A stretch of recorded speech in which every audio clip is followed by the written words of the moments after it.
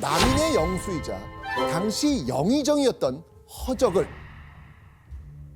국가의 원로로 인정하고 왕이 하사하는 의자와 지팡이, 즉 궤장을 내렸거든요.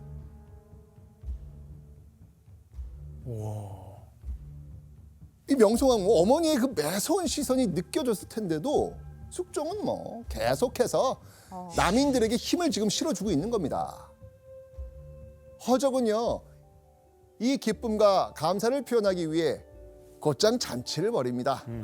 아이고, 그런데 하필이면 이 잔칫날에 후두둑 이게 비가 쏟아지기 시작하는 거예요. 그러자 날씨로 인해서 남인계 원로 대신의 잔치에 지장이 있을까 걱정한 숙종은요, 내관을 시켜서 특별히 허적에게 왕실용 비마기를 가져다 주라고 명합니다. 그런데 돌아온 내관의 보고에 숙종은 뭐라 버럭 화를 내게 됩니다. 여기서 문제. 숙종을 화나게 한 남인 허적의 행동은 무엇이었을까요? 정답. 비를 막으라고 그런 거 있어요. 가끔 어떤 좋은 물건을 배려를 해서 빌려줬는데 그럼 이게 잘 써야 되잖아요. 근데 지나가다 봤는데 비를 가리라고 줬는데 그걸 막 장판으로 쓰고 있어요. 식탁보로 쓰고 있어. 이거 봐라. 오호. 아하, 이 사람이 날 이렇게 생각하나? 기분 나쁜 거죠. 오답. 정답. 자, 이제 숙종이 어. 이제 배려해줬잖아요. 네. 그 가져가서 허적한테 줘라. 네. 딱 그 사람이 갔다가 다시 왕한테 오더니 아니 허적이 이미 가져갔는데요? 오. 맞나 보다. 정답. 와. 야. 아니, 그러니까 빌려주기 전에 스스로 먼저. 아니 허적이 이미 가져갔는데요? 야, 이런 거 되게 기분 나빠. 와, 되게 기분 이거는 나빠요. 진짜 너무한다.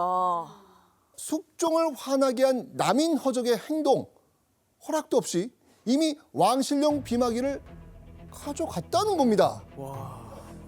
신하를 위한 배려가 능멸로 되돌아온 상황이었습니다. 근데 이게 더 기분 나쁜 게 숙종은 줄 마음이 있었어. 그렇지. 맞아. 안 물어보고 그냥 친하니까 가져가야지 하는 거는 이거는 능멸하는 걸로 받아들일 수도 있을 것 같아요. 숙종 뒤집어졌겠다. 숙종은요, 이때 끓어오르는 분노를 참으며 내관에게 괘씸한 자들이 벌이고 있는 잔치의 동정을 살피고 오라고 다시 명령합니다.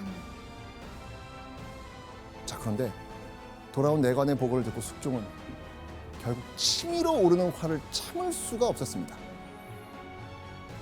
남인들이 잔뜩 모여 잔치가 떠들썩합니다. 무엇보다 허적의 서자 허견이 모아들인 무사가 많았습니다. 무사가 많다. 무사? 정말 저 같으면요 진짜 폭발했을 것 같아요. 폭발 안 하겠어? 완전 폭발하지. 폭발이죠. 완전 폭발하잖아요. 내 엄마를 어떻게 보면 버리면서까지 너희들한테 배려를 이렇게 많이 해줬잖아요. 니네 모였어? 무사들 아까 얘기한 대로 무사들이 모였어? 니네 무슨 꿍꿍이야? 그리고 즐거워해? 니들? 내가 니들을 가만 안 둘 거야. 그렇죠. 분노에 배신감까지 더한 숙종은요, 곧장 남인을 갈아치우기로 결심합니다. 먼저 영의정, 남인 허적, 파면, 그리고 그 자리에 서인으로 대체했고요. 훈련 대장을 맡고 있는 남인의 병권 역시 서인에게 넘깁니다. 이때 이 남인들을 축출하고 서인을 불러들인 이 사건, 경신년에 남인이 대거 축출된 사건, 경신환국입니다. 숙종 시대를 일컬어 보통 환국 정치라고 많이 표현하잖아요. 그중 최초의 환국이 바로 이 경신환국인데 이게 바로 이때 일어난 겁니다. 연구관님, 그 우연 이야기에는 너무 딱딱 맞아떨어지는데 타이밍 너무 잘 맞는 게 좀 짜진 게 아닐까요? 네, 현종 말기 영의정을 맡게 된 허적은 숙종 초기 자연스럽게 정계의 1인자로 떠올랐습니다. 허적의 권한은 날이 갈수록 커졌고 그에 따라 남인들의 세력도 함께 강해졌습니다. 재위 6년 차 20살에 장성한 왕이 된 숙종은 왕권 강화를 위해 허적의 세력을 줄여야 한다고 판단하고 판을 짰던 걸로 보입니다. 이제 더 이상 숙종은 5년 전 어린 왕이 아니었습니다. 맞아. 숙종은요, 어머니 밑에서 정치적 기술과 감각을 갈고 닦으면서 성장을 해왔거든요. 확실히 배운 것 같아. 그렇죠. 그리고 약 한 달 뒤인 1680년 4월, 앞서 명성황후는 이 삼복 형제가 숙종의 왕위를 위협하지 않을까 노심초사했었습니다. 그런데 명성황후가 걱정했던 대로 삼복 형제 중 하나인 이 복선군이 역심을 품었다는 고변이 드디어 올라온 겁니다. 복선군은 삼복 형제 중 그 홍수의 변에 연루되지 않았던 한 사람이죠. 연루된 또 다른 한 인물, 허견은요, 앞서 경신환국의 빌미를 만들었던 남인 허적의 서자입니다. 허견이 말하기를 주상의 춘추가 젊으신데 몸이 자주 편찮으시고 또 세자가 없으니 만약 불행한 일이 있으면 대감이 임금 자리를 면하려 해도 될 수가 없을 것입니다. 라고 하니 복선군이 대답이 없었습니다.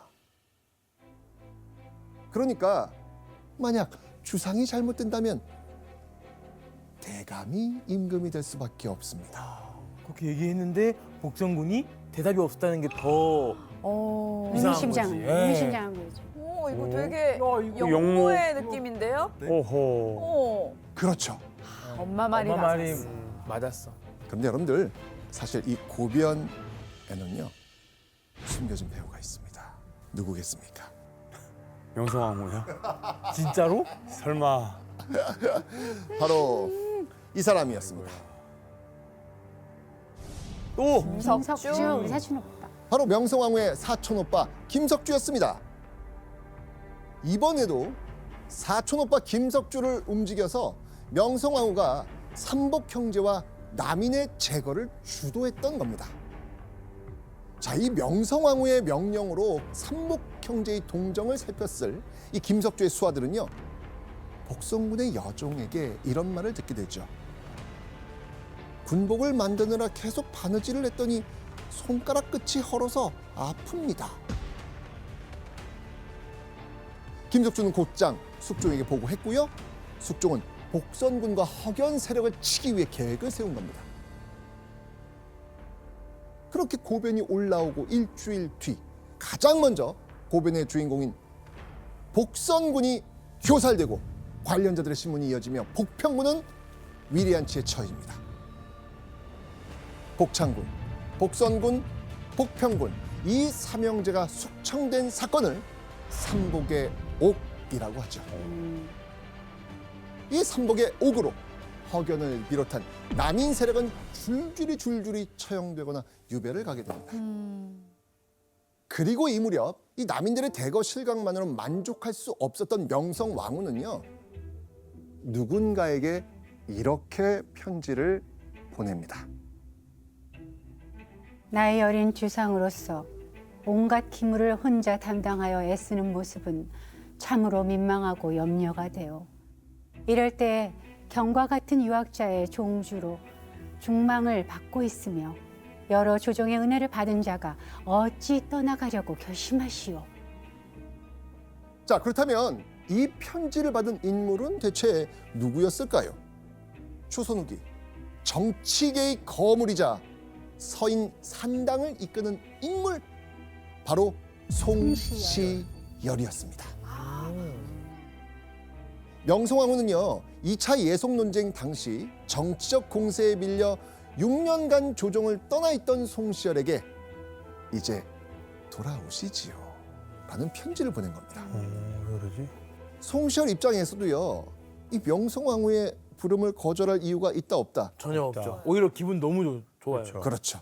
자, 이러면서요, 명성황후의 가문과 송시열 세력은 이제 하나의 서인으로 똘똘 뭉치게 됩니다.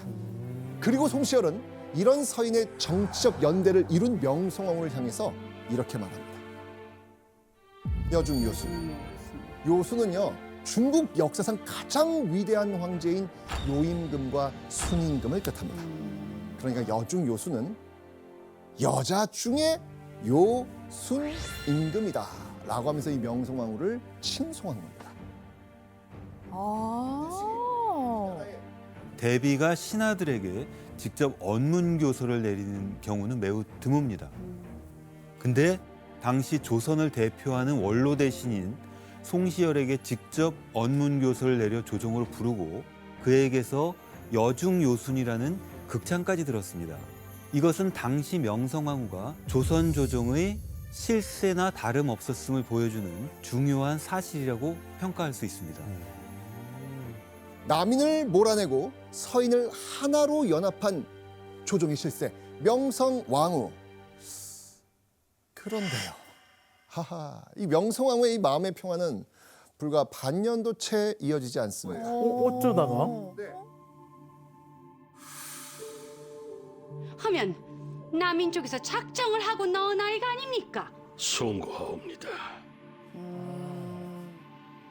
천하디 천한 암코이 같은 년이 대궐에는 어찌 숨어들어서 한시라도 주상 곁에 있어서는 안 될 일. 당장 내쫓으세요.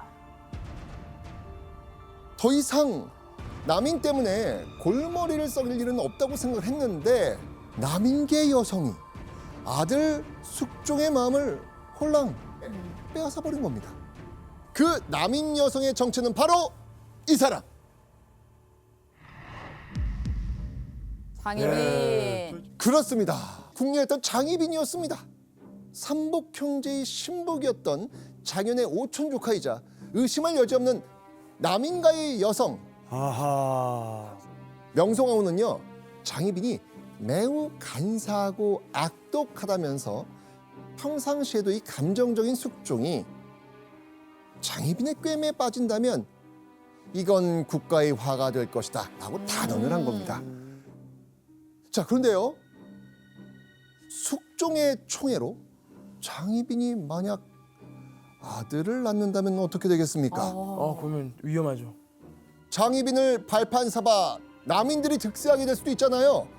명성왕후는 그래서 당장 장희빈을 궁궐 밖으로 내쫓았던 겁니다. 자, 그런데 장희빈을 쫓아내고도 안심할 수 없었던 명성왕후는요, 바로 이 인물을 숙종의 새로운 아내로 간택하게 됩니다. 인현왕후 드디어 나옵니다. 당시 서인의 실세였던 민유중의 딸 인현왕후를 새로운 중전으로 들인 겁니다. 이제 명성왕후는요, 하루빨리 숙종이 인현왕후에게서 후사를 보기를 바랐겠죠. 그런데 새 며느리 인현왕후가 아이고야, 속 터지는 말을 꺼냅니다. 대체 무슨 말이었을까요? 전하의 승은을 입은 궁녀를 민가에 두는 것은 마음이 편치 못한 일이니 다시 불러들이는 것이 마땅할 듯합니다. 아, 저게 결정적인 실수. 왜 그랬을까요?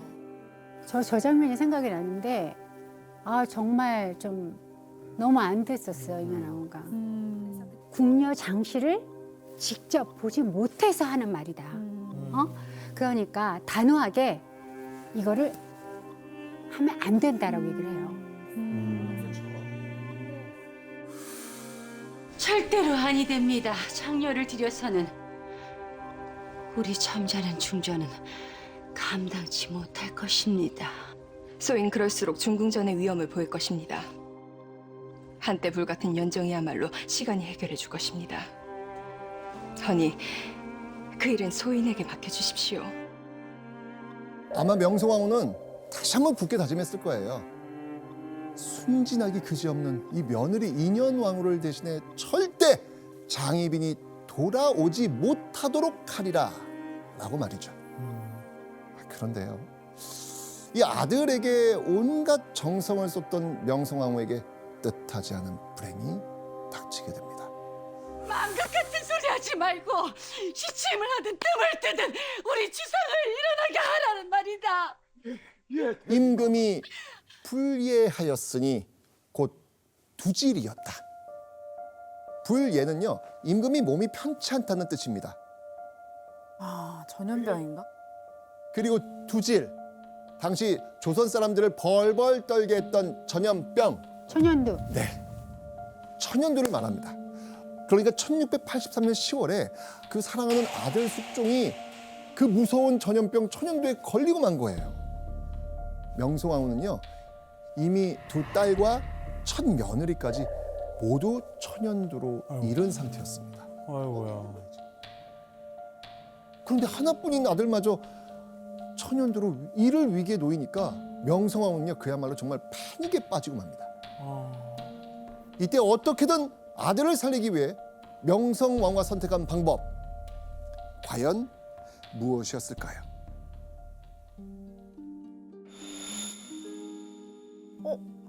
무속신앙. 전하는 대비마마께서 물벼락 벌을 받아야만 이승으로 돌아오실 수 있사옵니다. 또한 반드시 호쩌고리에 호치마를 입고 얼음물에 몸을 담가야만이 액을 씻어내실 수 있사옵니다. 대비마마, 이 날씨에 호쩌구리 호치마에 얼음물이라니요. 우리 주상이 저리 사경을 헤매고 있는데 이 어미가 지옥불이라도 못 뛰어들까?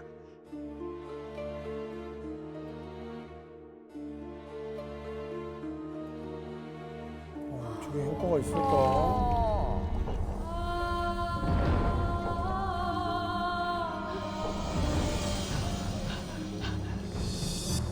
어휴 추워. 진짜 추웠나 보다. 진짜 좋을 또 연기 나는 거 봐. 아우, 좀 무서워. 아우, 그때 진짜 너무 추웠어요. 진짜 그랬어요, 진짜. 네, 너무 추웠어요. 계속 물을 붓고 얼음을 붓고 이러니까 드라마는 이제 조금 과장돼 있지만 실제로 명성황후는요, 목욕제계를 하며 간절히 기도를 올렸다고 합니다. 그런데 문제는 드라마와 마찬가지로 이때가 한겨울이었다는 거예요. 양력으로 치면 12월, 겨울 추위에도요, 목욕제계를 멈추지 않았던 명성황후는요, 덜컥 감기에 걸리고 맙니다. 점점 심해지는 이 기침 몸살 증상에도 명성황후는 제발 아들을 낫게 해달라며 빌고 또 빕니다. 자, 그렇게 명성황후의 정성 어린 기도 끝에 숙종이 무사히 천연두를 이겨낸 거예요. 와. 보세요, 내 기도가 헛되지 않았습니다. 그런데 숙종이 자리를 털고 일어난 지 3주가 지난 1683년 11월 22일, 이번엔 명성황후가 알아눕게 됩니다. 너무 고생했네. 그리고요, 약 보름간 엄청난 고열에 시달리다가 결국 탈염으로 숨을 거두고 맙니다. 와. 이게 아들을 살리기 위해 물불 가리지 않고 나선 명성황후가 아들과 자신의 목숨을 맞바꾸듯 죽고 만 겁니다. 그런 어머니 명성황후의 모성 앞에 숙종은 이런 말을 남겼습니다. 누구인들 어머니가 없겠으며 어느 어머니인들 모정이 없겠습니까만 지극한 모자의 정과 사랑이 그 누가 우리 모자간만한 이가 있겠습니까? 명성황후와 숙종 사이만한 모자지간은 세상 어디에도 없다는 말입니다. 여자가 정치를 하고 그렇게 하기까지는 자기는 없는 거예요. 그냥 내가 아들이고 아들이 나였으면 좋겠다라고 생각했던 것 같아요. 서인과 남인의 대립 속에서 아들 숙종을 지켜내기 위해 위험 요소를 제거하고 아들을 살리기 위해서라면 자신을 아끼지 않고 한겨울날 목욕제계를 할 수 있었던 명성황후 역시 한 아들의 어머니였습니다. 어쩌면 이 모습이야말로 명성황후의 진정한 모습을 알 수 있는 단서가 아닐까요?